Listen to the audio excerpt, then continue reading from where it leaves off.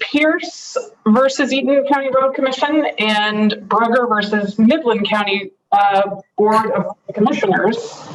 Even though the Road Commission is the appellant in one case but not in the other, the way we're going to proceed is Mr. Collison and Mr. Richards are going to split their 30 minutes however they see fit and reserve some of that if they want for rebuttal, and then Mr. Tountas will go after that. So I don't know who is starting, Mr. Collison or Mr.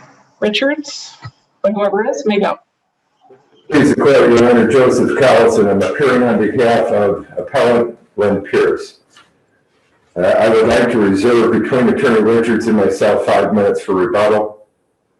And for the record, my wife and sometime legal assistant, Martha Collison, is in the room but not participated in the argument. So that having been said, Your Honor, let me begin by saying that Bernstein Pearce was killed in a car accident on March 18, 2015, which is over 5.5 years ago. Suit was filed against the Eaton County Road Commission in January 2016, 4.5 years ago. I have yet to take a deposition in this case. I have yet to conduct any discovery in this case.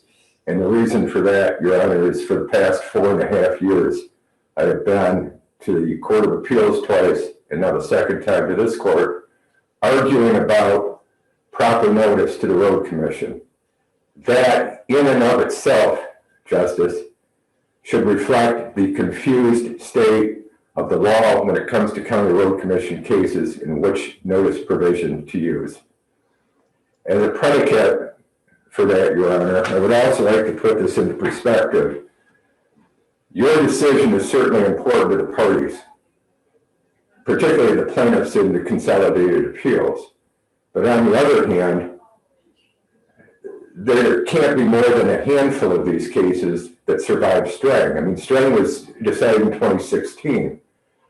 So the statute of limitations has run. Everybody should be aware of what Strang said since that time. So the impact of the jurisprudence of the state of Michigan really is kind of restrained or confined, but I understand that it's important. I also think that what happens here today affects such a small percentage or small number of cases that is indicative of why there's no amicus briefing filed by the parties invited to do so. So that having been said, Judge, I want to talk about the first issue that we were asked to brief, that being whether or not Strang was wrongfully decided. In my brief and in my case, I agree that it was because I had no reason to argue otherwise. In other words, in my case, the original motion for summary disposition by the Road Commission dealt with whether or not Pearce's notice was sufficient under the GTLA. I won that issue in the trial court and it was appealed by the Road Commission. After the appeal, I did file supplemental authority arguing that Strang applied, and that was my way of ensuring that Pearce would prevail. The notice was proper under the GTLA.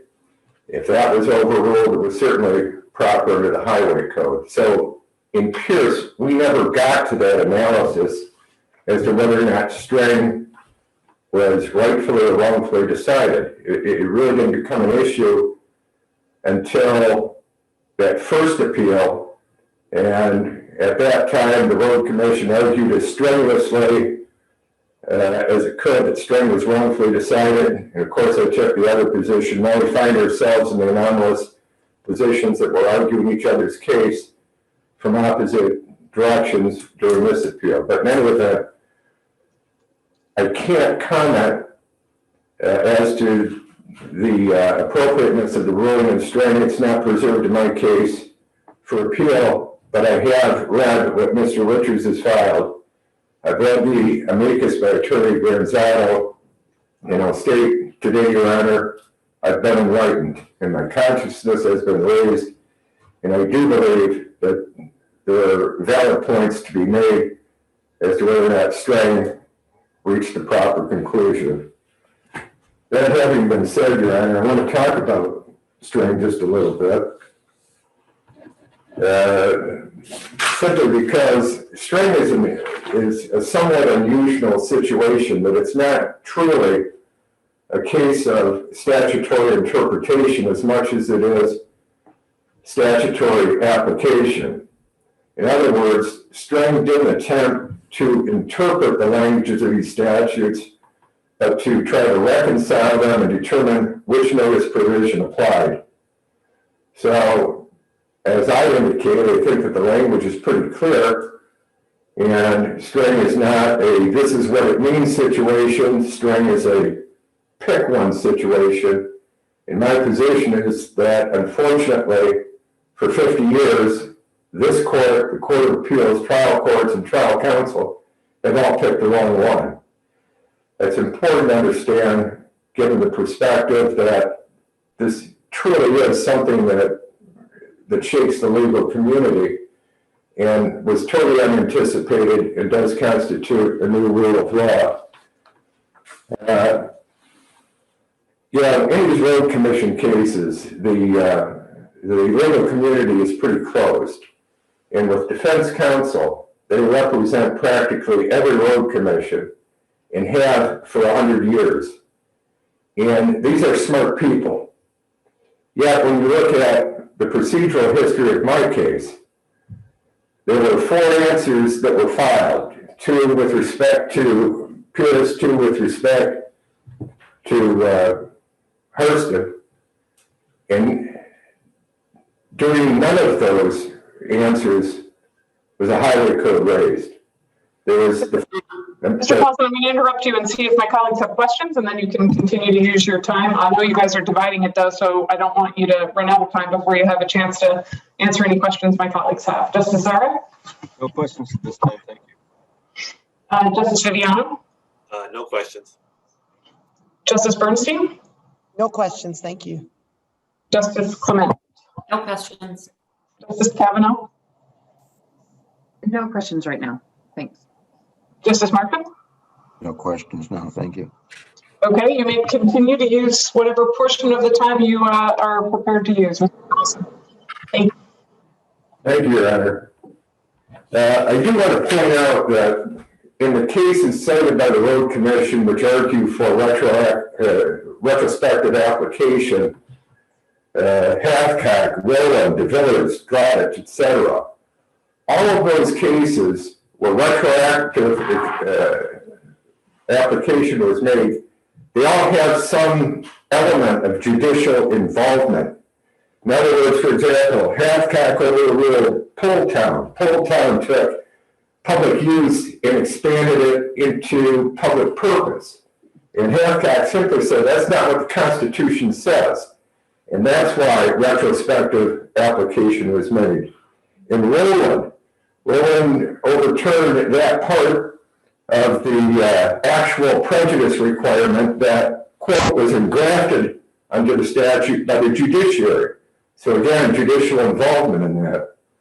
DeVillers overruled Lewis versus DAIIE, which adopted a judicial tolling theory on the linear back statute for PIP.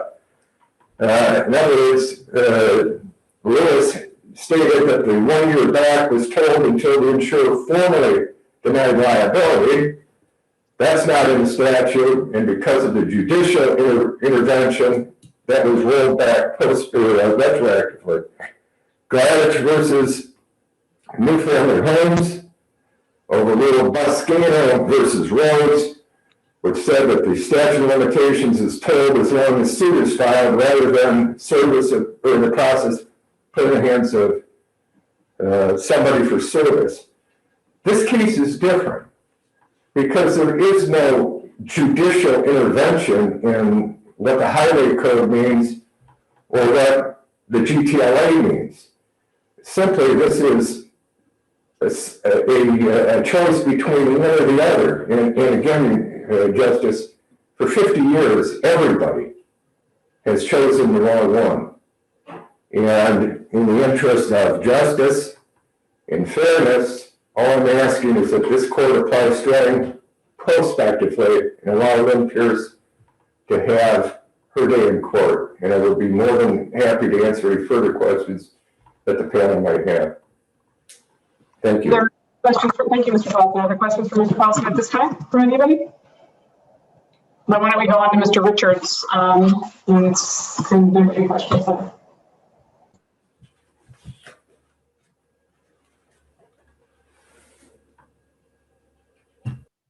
You're muted, Mr. Richards.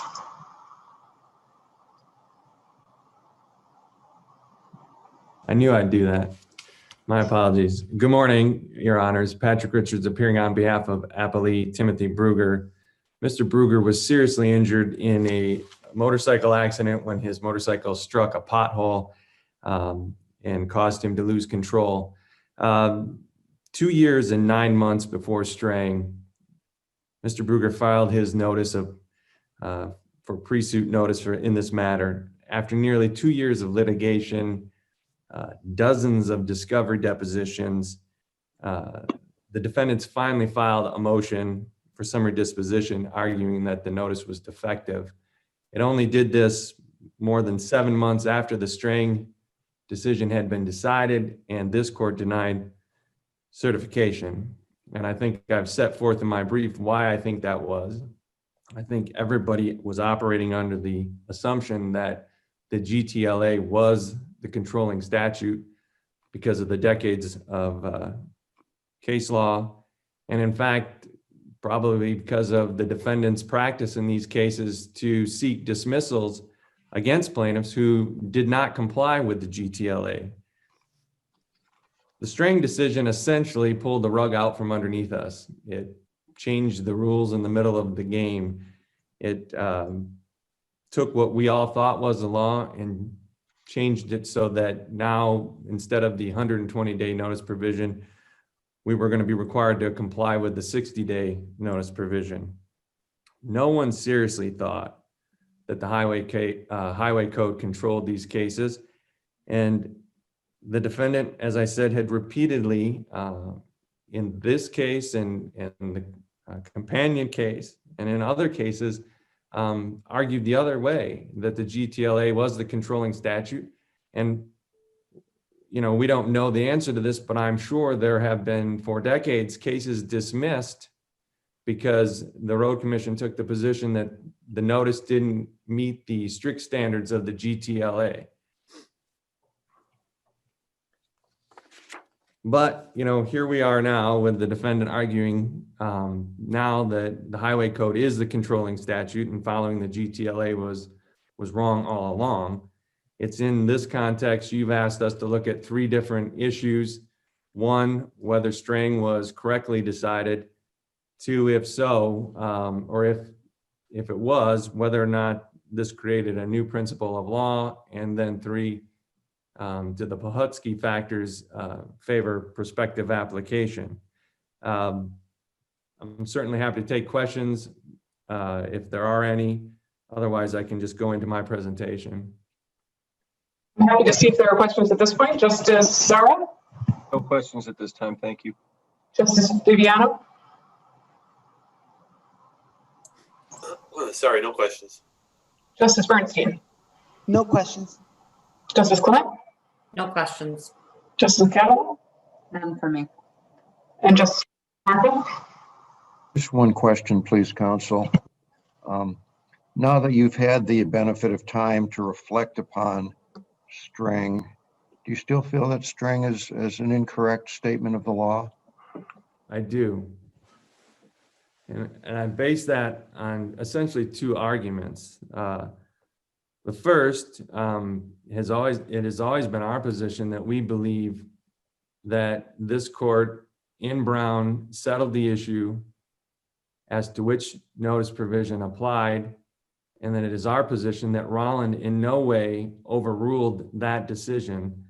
The argument has been that Rolland did so by using language that said nothing could be saved from Brown, but our position has been that only spoke to, only spoke to the actual prejudice arguments that were being raised in Rolland, which was also the holding in the Hobbs case, which the court in Rollins said also nothing could be saved from both Hobbs and Brown.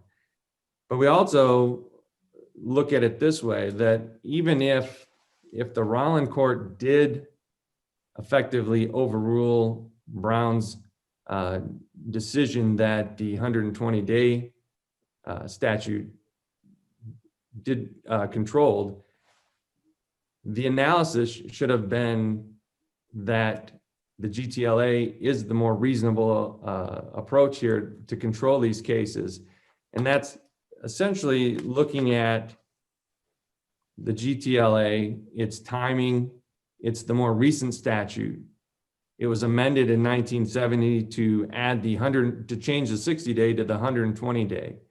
After that amendment, no courts, no reported decisions ever applied the highway code notice to county road cases.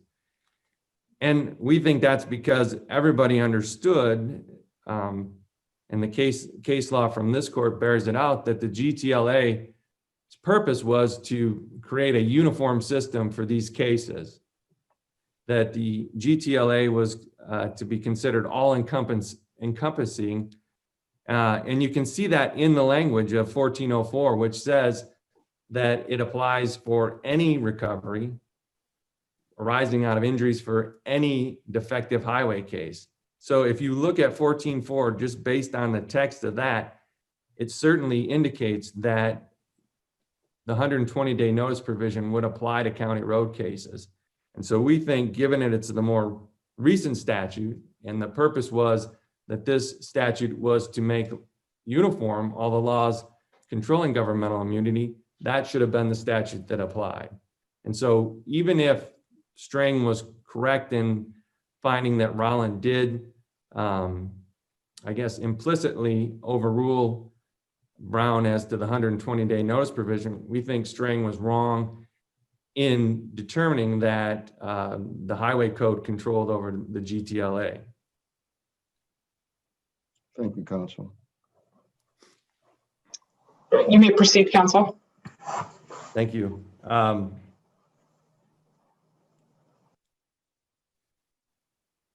think just sort of building on that, I think when you look at the GTLA, and I think some of the Justice Neff sort of hinted in this in her dissent in the Court of Appeals decision in Brown, the argument is almost that the GTLA preempted the highway code when it was enacted and then subsequently amended. That even this court said in Iraqi that it was to encompass the entire field of governmental immunity, not just county road cases or state highway cases or city cases, all defective road cases. No courts had in almost 50 years gone the other way. And if you look at the Rollins decision, even though it does use that language that says nothing can be saved from Brown, it goes on to apply section 1404 in a county road case. And our position is that this court certainly would have been well within its rights if it felt that 1404 should not have been the applicable statute. They could have pointed that out, even if none of the parties briefed that. So the fact that they applied the 1404 was strong evidence that this court was seeking to state that 1404 still was the controlling statute. And all of the subsequent decisions after continued to apply 1404 in road commission cases.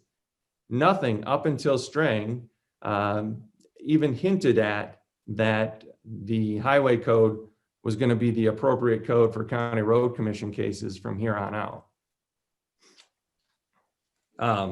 And I think that leads really into the next section of the argument really is, if we're going to agree then that if you're going to rule that Strang was correctly decided, then it leads to our perspective argument analysis. We think if Strang was correctly decided, there's no argument that it didn't create new law. Everybody was operating under the assumption that the GTLA was the controlling statute. As I mentioned, the defendants in road commission cases for decades had been arguing that. There are cases, even the Whitmore case that I cited is a case where the defendant argued that the notice did not meet the exact location requirements under the GTLA. And that was a notice that was filed after 60 days, but before 120. If there really was a time to argue that the highway code controlled, that would have been the case, because then it wouldn't have mattered whether or not it met the specific location requirement. They could have argued that it was more than 60 days. And so the highway code would have called for it to be dismissed, but that was never raised. So we think it's clear that this is a new rule of law. And I think this goes back to what Mr. Collison was stating, that this really isn't a situation where we're looking at a statute that was interpreted and some language or some requirements were engrafted by the Supreme Court on a statute, some requirements that arguably can't be found in the text of the statute. This was a situation where we had two statutes and the Supreme Court said, we think that, they conflict and we're going to pick one. And we're going to pick the GTLA, and that's the one you follow. So here, it wasn't as if there was any foreshadowing. Nobody was critical of the analysis in the Brown case. In fact, in the Brown case, it was essentially a unanimous decision. There were the two issues: should you follow the 120-day notice provision or the 60-day, and should you have to have an actual prejudice requirement on a notice provision. As to the first, everybody agreed the 120-day notice provision applied. There was no question, no dispute. There was no foreshadowing. So we think it's clear that it did establish new law. And so that then leads us to the Pahutsky factors.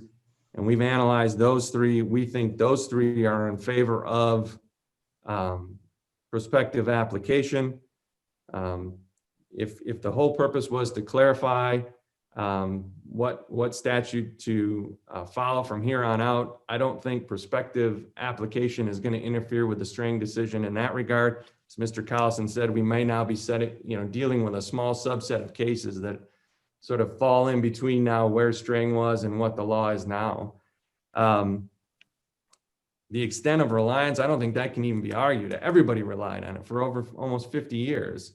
Both defendants and plaintiff operated under the assumption that the GTLA controlled. And then, as far as the administration of justice, I mean, really the only injustice that will occur is if this is given retroactive effect, because it now will, like I said, change the rules in the middle of the game as to plaintiff counsel. But the defense counsel, if we go forward with prospective, they're essentially in the same position they were before. They had already argued that the GTLA was controlling. This just puts them back to where we were when we started this case. They can still raise all their substantive defenses as to liability. The only thing it does is it unfairly, and I think unjustly, affects the plaintiffs in this case. And I think that leads into my last sort of area, and that's the equities. Sort of a little different, than just a pure Pahutsky analysis, is if you look at the equities in this thing, we're in this position because the legislature adopted two statutes that have conflicting notice provisions. They have different requirements for time. They have different requirements for content. For decades, our courts have decided these pre-suit notice cases based on the GTLA alone. They've never mentioned the highway code. The role of the government in sort of creating this, I guess, quote unquote, confusion shouldn't be ignored. Plaintiffs shouldn't be punished for trying to file the law, that in good faith we thought was the apparent law. We try our hardest to determine what the law is. And, we try to advise our clients accordingly. It seems unfair that if we went and advised our clients based on the specific language of the Rolland case, that the highway, that the GTLA applied, that was the notice provision in county road cases, because that's what they applied. It seems unfair that now we're going to have to pay the price because of that apparent confusion by the courts. Richards, could I ask a question, please? Sure. Even though you earlier did not acknowledge that string, or did not recognize that string was decided correctly, would you nonetheless recognize that string was the first case to reconcile the language of the two statutes in dispute here? I think that's fair. I mean, I think the amicus brief makes the argument that there is some discussion of the interplay between the GTLA and the highway code, and in that Forrest versus Parmalee, where there was an argument about the statute of limitations. And I guess, though, for purposes of the notice provision, I would agree that Strang was the first to analyze the interplay between the two statutes. Thank you. Would you like to reserve the rest of your time for rebuttal? I will save the rest of our time for rebuttal. Absolutely. Mr. Tountas? Thank you, Madam Chief Justice, and may it please the court. Adam Tountas on behalf of the road commissions of Eaton County and Midland County. Your Honor, I'm happy to waive whatever free fire time the court's graciously provided to me so as to keep the conversation going.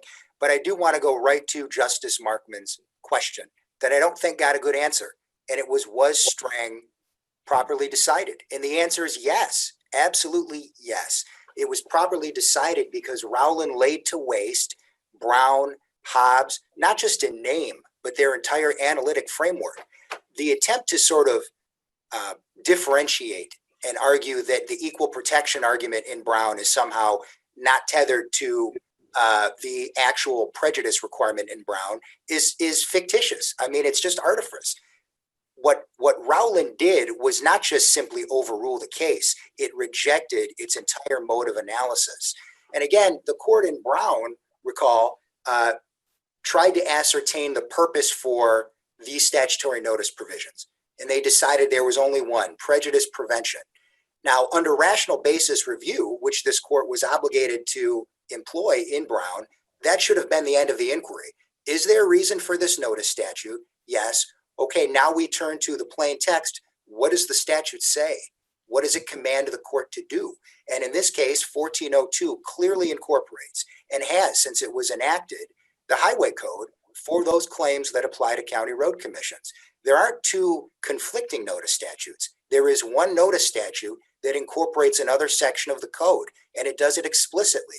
And that language has been in 1402, not just since the GTLA was enacted, but every time it's been amended, including in 2012, which is after Rowland. So clearly the legislature is telling this court, we want a 60-day notice provision to apply to county road commission cases. And under rational basis review, this court should have employed that in Brown. It didn't. And that was the whole point of Rowland. This notion that notice provisions are unconstitutional or sometimes unconstitutional doesn't hold water. Brown should have applied rational basis, and Rowland not just overruled that decision, but made that point clear. And so the response from my brother counsel to Justice Markman was, well, if you've got these two statutes, we would think that the GTLA is more reasonable. No, that's exactly what you're not supposed to do under rational basis review. The question is, what does the legislature intend? They clearly intended the highway code to govern those claims, and they have since the inception of the GTLA. That's what has to apply. That's what Rowland did. So when Rowland says nothing can be saved from Brown and Hobbs, it doesn't conceptually distinguish between the equal protection and the actual prejudice. It means everything, root and branch, because the entire constitutional analysis they employ is flawed, and it is the obligation and duty of this court to apply the law as written, not to decide which statute is more reasonable. Those are policy preferences that have been made by the legislature. And parenthetically, those are the same policy preferences that don't just support the existence or rather the ability to have a notice statute, but they support the fact that there should be and can be two separate notice provisions, one applying to claims against a county road commission and another applying to claims against everybody else. And frankly, you don't need to look any farther than Brown itself to see why. Recall, Brown was a case where there was a pothole that was allegedly responsible for a personal injury. The road was resurfaced on the 61st day after that accident. And when roads are resurfaced and when roads are rebladed or any kind of maintenance happens, they lose their features, whatever features were salient to that accident. So in Brown, the defendant was actually prejudiced because the road was resurfaced 60 days after, the exact prejudice prevention that the notice statutes were intended to prevent. The fact remains, Your Honors, that these notices are functionally the equivalent of litigation hold notices, right? If these are sent to a corporation in a commercial litigation, they may advise you don't purge any emails. If they're sent to somebody that's got a motor vehicle in an automobile crash, please don't get rid of the car. Please preserve the electronic data module. Please preserve the tires, because there is the likelihood that a claim you will be sued, and that's going to be a key piece of evidence. That's what prejudice prevention means. Brother counsel's right. This firm has had the opportunity to represent road commissions all over the state. And I will tell you from personal experience, the first time they ever hear, with rare exception, that there's been an incident involving their roadway is when they get one of these notices. The issue is they are under a constant legal obligation to continue maintaining their roads. A gravel road may be rebladed 4 or 5 times over the course of a summer. Every time that happens, its features are lost, and whatever forensic value could be gleaned by taking pictures of a pothole or an imperfection or measuring or having somebody inspect the roadway are forever lost. And the fact is that county road commissions have many more miles, thousands of more miles of rural local roads under their jurisdiction than the Michigan Department of Transportation. And for them, a 60-day notice provision makes sense. And the simple. So let me interrupt you and just see if there are questions before, and then you'll have plenty of time to go on. Justice Zahra? No questions, thank you. Justice Viviano? Yes, thank you. Counsel, I guess listening to your discussion of Roland and the notion that nothing is left or nothing was left of Brown, I guess the question becomes for us, how do we account for the fact that Roland then went forward and applied the GTLA and not the county road law? Sure, Your Honor. I think the answer to that is this court's analysis is always guided by the party presentation principle. And this court wasn't asked to determine whether 60 or 120 days controlled. And that's because the notice wasn't served until 140 days after the incident. That case was argued by my now retired partner, John Vanderploeg. And you better believe I asked him. I said, John, why didn't you raise that issue? And he said, well, young Turk, here's why. Number one, it was served 140 days after. And number two, at the time we moved for summary disposition under 2116C7 in the trial court, Brown was the law. 120 days was the rule. And we didn't need to point that out to the court. But Your Honor, I would also say this whole argument that Rowland didn't really decide 6120 only makes sense if you don't run the analysis in reverse. Let's assume that it didn't. Then the folks on the other side are left explaining away the phraseology, which says nothing can be saved, which is about as clear an overruling as I think you can get. But they're also left defending how the same analytic framework that does away with actual prejudice doesn't do away with the equal protection argument, right? I mean, if you imagined it as a Jenga tower, Brown is this Jenga tower. The fundamental building block on both the equal protection side and the actual prejudice side is this concept that the only conceivable reason for the notice provision is prejudice prevention.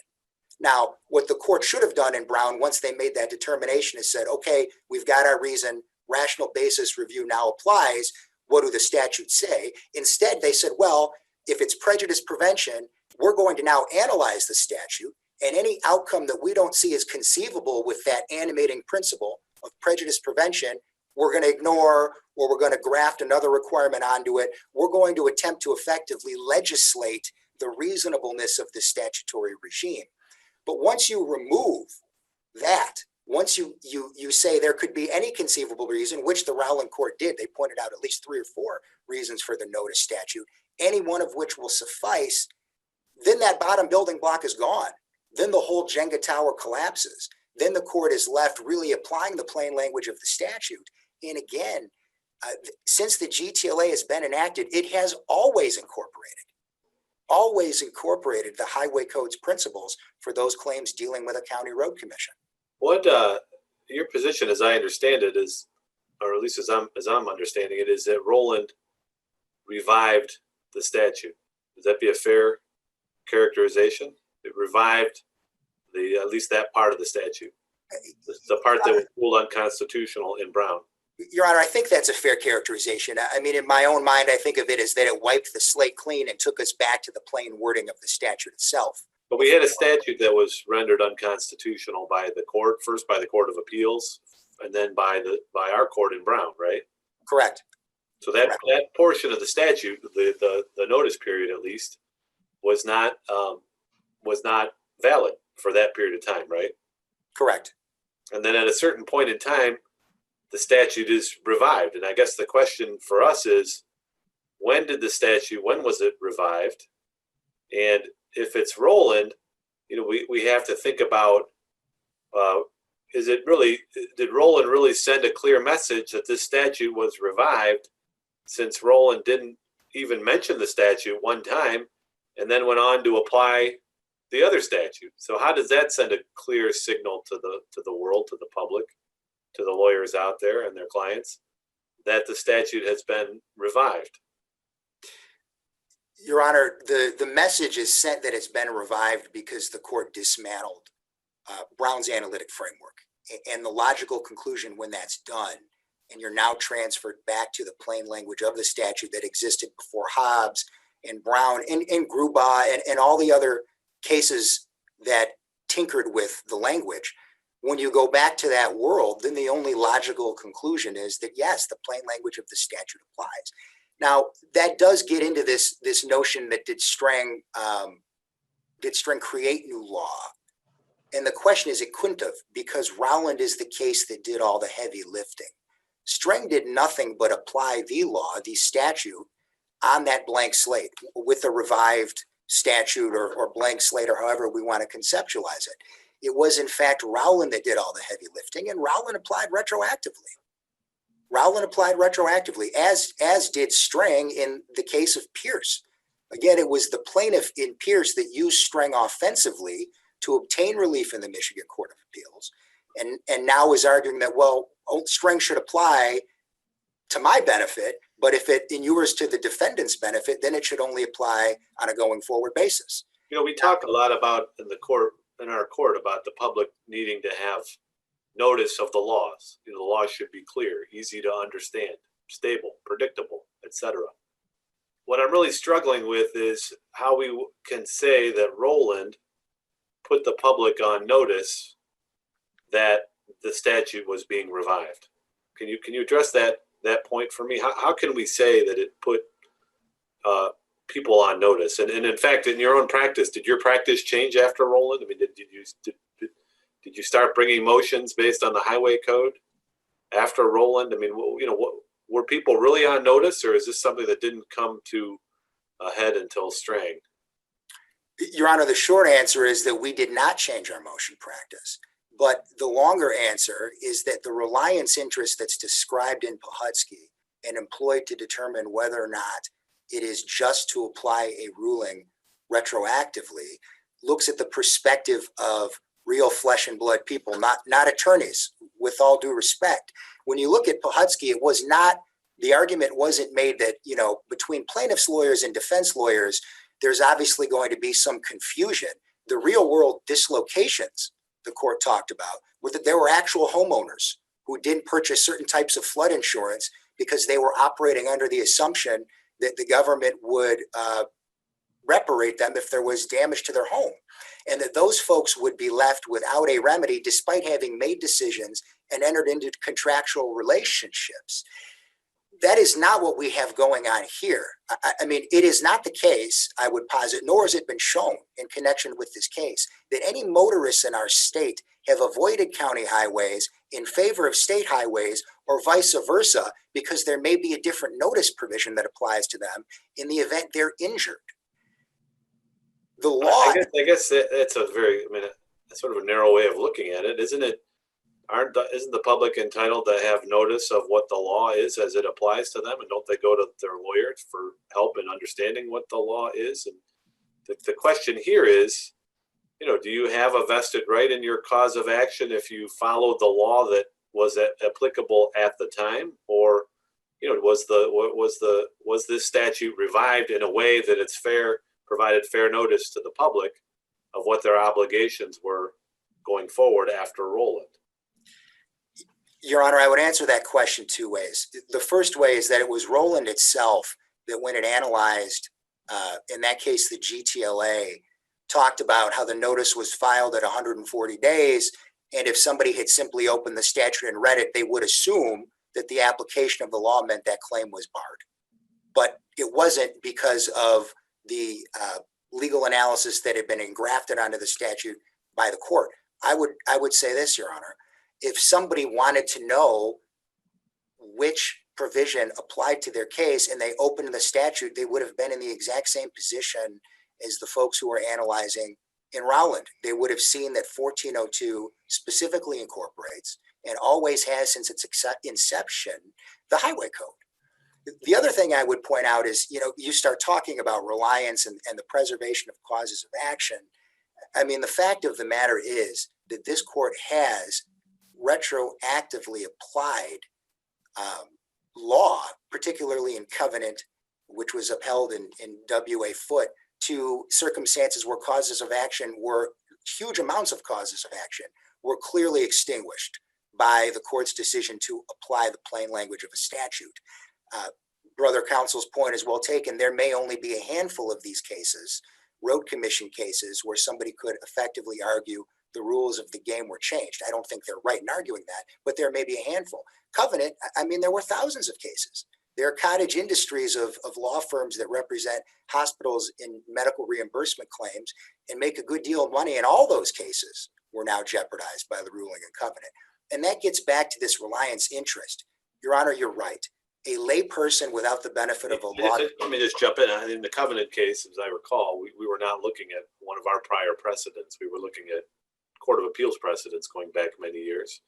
Here we're looking at our precedents, which then call upon us to I think more particularly ask some of these questions. And so it's a very interesting situation here, because the earlier case that you're saying, I think, clearly overruled Roland on this point never mentions this statute, and in fact applies another one. And it's a situation where a statute is being revived. If the legislature were to pass a new statute, changing the notice period and shortening it in the way that you're suggesting the law has changed here, wouldn't we have to ask questions about whether people were being deprived of vested rights before we could determine whether the statute should have retroactive effect?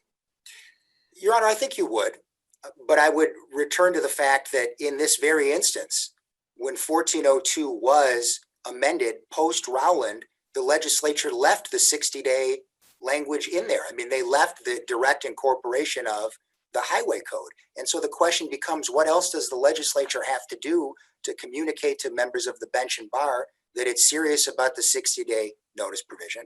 It fully wants it to apply to claims against a county road commission.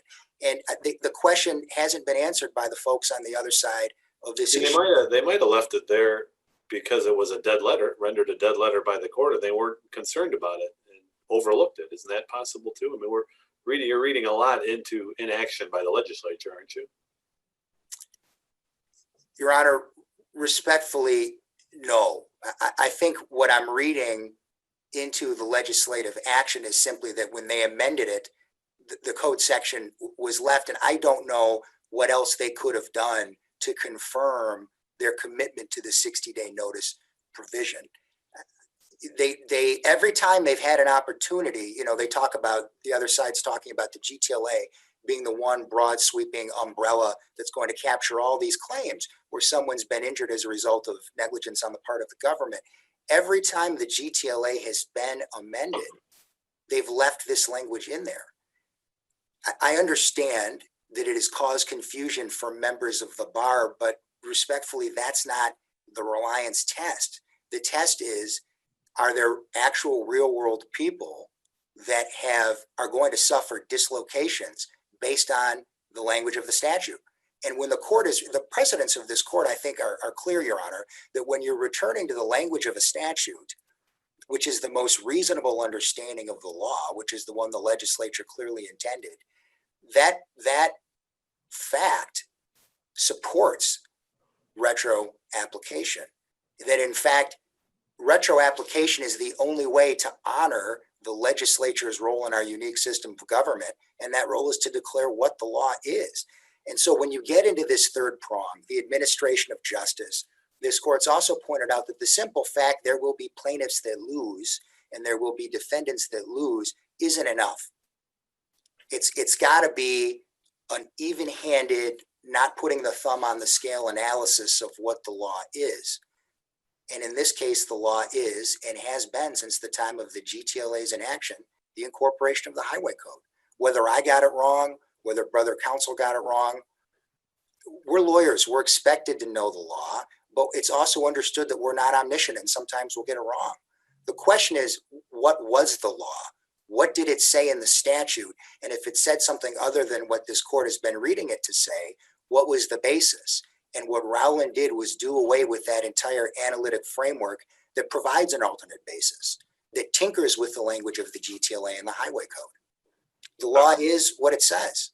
Thank you, counsel. I want to make sure my colleagues have time to ask their questions as well. Thank you. Justice Bernstein? Actually, I have no questions at this time. Thank you. Justice Clement? No questions. Thank you. Justice Cavanagh? I do. So I want to pick up a little bit from your discussion with Justice Viviano. And I think if I understand your position is saying, there may have been confusion for members of the bar, maybe even the bench, but really the relevant sort of group to look at are, real people affected, litigants, parties who could then do that. And so I'm looking at, I'm sure that you're familiar with the County Road Commission Association of Michigan. All road commissions in Michigan are members of that organization. They are litigants in this. And I think it's interesting to me that in Strang, it was that association who represents all road commissions in Michigan that took the opposite position than what you're taking here. They characterize Strang as upending decades of law. They characterize Rowland as not overruling that provision of Brown, that it only overruled the provision of actual prejudice. And so, we are asked, I think, in this instance to decide whether Strang is correct. And I understand the arguments of, which statute controls. But so it's not just the bench and bar that was confused. It seems to me that clients such as your clients, not just Eaton County and Midland County, but also Mackinac County and every other county, that Strang was a departure from what the law was understood to be, not just by the bench and bar, but also by the parties. So what do we do with that in terms of saying that, it should be retroactively applied, because even though it appears nobody understood that to be the case, everybody should have. What do we do with that? Thanks, Your Honor. I think the answer is, and this gets to Justice Markman's point in the grant order, the answer becomes, what is in fact this court's role in relation to the law? Is it to find the law or create the law? It is true that whenever the law is found, right, there are going to be people to whom that was news, right? If the law was, the legislature clearly intends for the 60-day provision to apply, under rational basis review, we're left applying it as written, and here's the result. There will be people who that catches flat-footed. Every time an issue comes before this court, somebody's expectation is defeated. Anytime any issue is litigated in our civil justice system, somebody has a defeated expectation. The existence of that defeated expectation is not in and of itself reason to apply something going forward only. And so Justice Markman asked, in the grant order, talk about this tension that exists between retro application and prospective application. And I think it answers your question as well, which is why I'm referring to it. And I think there are three concepts of fairness that would be offended by prospective application in this very case. The first is this notion that it is the court's obligation to find the law. And the plain language of the statute says now, like it said when the GTLA was enacted, like it said in 2012, which is post-Rowland, when it was amended, that you go to the highway code, right? It's reasonable to apply the statute as written, whether or not there are folks who have a defeated expectation for whatever reason, lawyers. No, nobody has actually applied that. No court, no lawyer. I mean, no, the road commission was advocating that that's not in fact the case. I mean, the collective body of road commissions was saying, no, it should be GTLA. And in fact, when Roland, maybe even giving the benefit of saying it implicitly overruled Brown, it went ahead and applied the GTLA. So saying, well, everybody should know what it is. I understand that sometimes if some people are going to, see it and some people are not, but literally when there is, or I haven't been pointed to any instance where somebody has found that, has been on the other side of this. So, I mean, at some point, don't you get to call it if literally nobody, bench, bar, parties, road commissions, whomever, are seeing it that way, that is not, in fact, a clear statement of the law? Your Honor, I would say no. I would say that as ridiculous as it may sound on the surface, the notion is this, that Rowland dismantled the framework of Brown, okay? And the only thing that's left standing in that space is the statute, the language of the statute. Now, I understand that folks were operating under false assumptions about what that meant, but the flip side of the coin is also true. There is no published case at the Court of Appeals level and no pronouncement by this court that the 60-day provision doesn't apply post-Rowland, right? There's nothing somebody on the other side of the issue could hang their hat on and say, see, this is the court explicitly saying 120 days governs. So there's that. The other thing is, again, you have to go back to the language of the statute. If you've got nobody saying you should and nobody saying you shouldn't, the statute controls. What does it say? And is reliant. Roland applied the 120 days. It did, Your Honor. Roland applied, said the 120 days GTLA provision is what is applicable to that plaintiff's claim against a road commission. Your Honor, I don't think it went that far. I think Roland applied the 120 days because it wasn't asked to choose between the two, and it didn't need to choose between the two to resolve the issues at bar. But at the same time, Roland pretty clearly got rid of the whole analytic framework of Brown and Hobbs and their suspect constitutional jurisprudence, root and branch. And so then the question becomes, and this is the reliance interest. It really doesn't go back 50 years. Irrespective of what my brother counsel's saying, the reliance question starts at Roland. It should, because that's the one that revived the statute or created the clean slate. What do we know since Roland? There's no published Court of Appeals opinion saying it's 120 days. There's no word on that issue from this court saying it's 120, ignore 60. And in fact, you have the legislature itself amending 1402 and leaving reference to the highway code. So if you really wanted to balance all the factors, it isn't reasonable to conclude post-Rowland that the statute doesn't mean what it says. And that sets aside, of course, all the reasons I offered earlier in this argument for there to be two separate notice provisions. And irrespective of where Adam Tountas, the Smith-Hoy firm, Joe Collison, these other folks that I agree are always doing their level best, come down on this issue, the question is what the law says. We don't get to make that call. This court gets to make that call. And we think the court made that call pretty clearly in Rowland. And all String did was apply what was left after Rowland correctly. And because it did that, it didn't create new law. And we don't need to get to the Bohutsky factors. But if we do get to those very factors, they still militate in favor of a finding of prospective and retrospective application, the whole panoply, for all the reasons I pointed out earlier. Your Honor, I thank you very much. If any members of the court have any other questions, You're not quite done. Justice Margaret? I have no questions. Thank you. Justice Cavanagh, were you done? I didn't mean to cut you off. No, I'm satisfied. Thank you. You've been over it a few times, Mr. Tountas, but let me try just one other angle.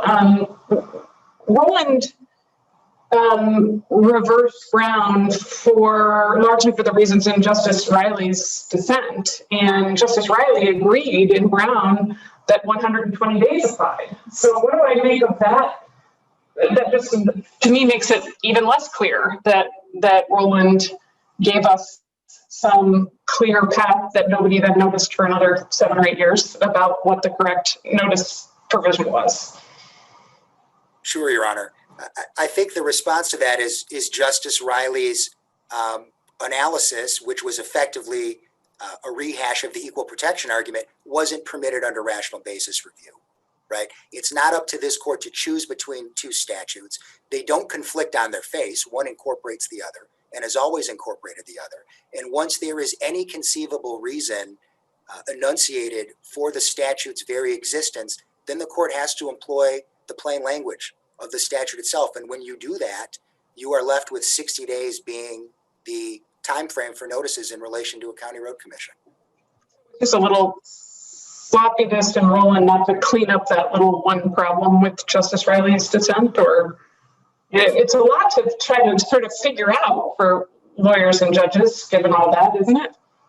Your Honor, I would agree that I wish Rowland in a footnote would have been more explicit, but at the same time, I understand, because it wasn't an issue that was framed by the parties, because 60 versus 120 isn't a germane concept when your notice is issued 140 days after the crash. And as principally a trial lawyer, not an appellate lawyer, I absolutely understand the folks handling the file in the trial court level moving for summary disposition had to deal with Brown at that moment in time because it was the law when they moved for summary disposition.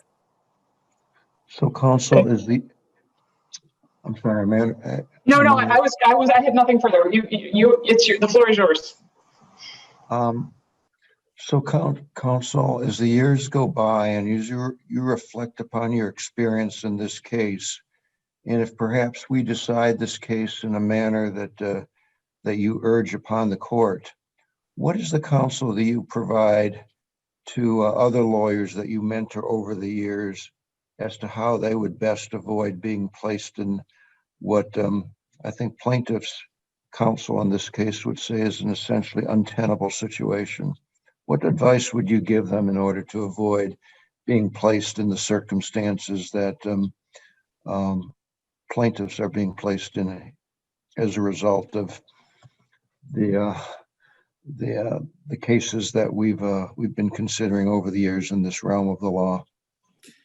Thank you, Justice. I would counsel those folks to root whatever their analysis is in whichever field of the law it applies in the plain language of the statute that governs.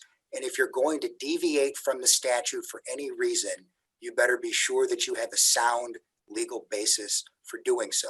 Not because of implication, but because some court somewhere has counseled you that you should deviate from the statute, which I don't think has happened in this case. You're not asking them to replace the judgment of the judicial branch with their own individual judgments, are you? I would never deign to do that.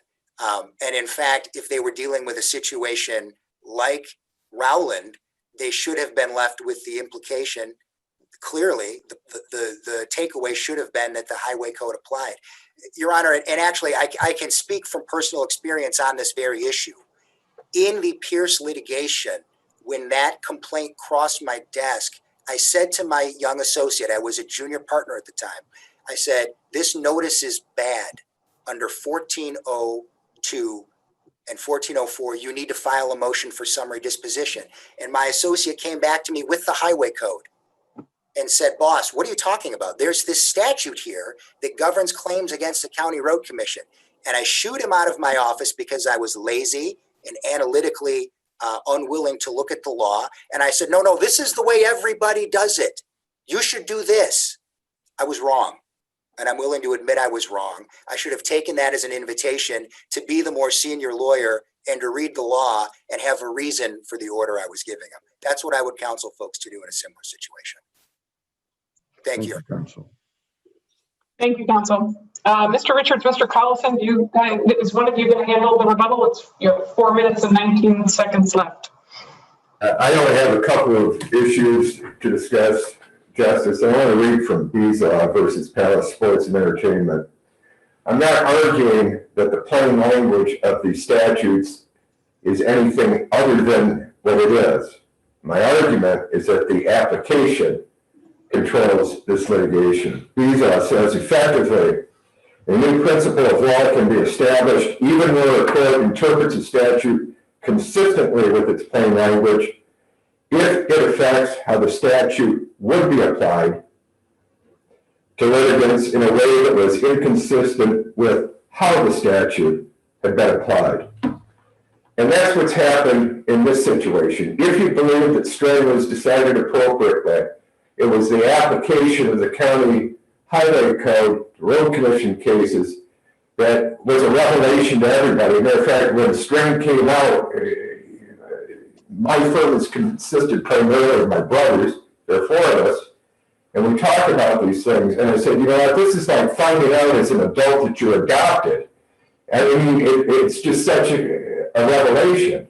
And it was to the legal community in general, including Brother Counsel, who argued the motion in Eaton County Circuit Court, claiming that the GTL applied, arguing an appeal that the GTL applied, and for years and years and years, that has been the situation. And I agree that at this point, to change the game after the reliance that everybody has placed on Ryland and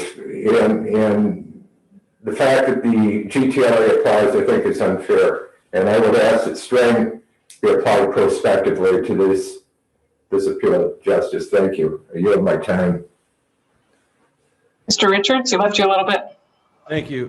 Just very quickly, if I understand the defendant's argument that, Brown had 2 issues and that these issues were so interrelated that if when Rollin overruled the actual prejudice requirement, there was no way for that it not to overrule the 120-day versus 60-day requirement. I think that ignores the dissent by Justice Riley, who was able to see 2 separate issues and find that the court was correct that the 120-day statute controlled, but still took a different position that the actual prejudice requirement was wrong.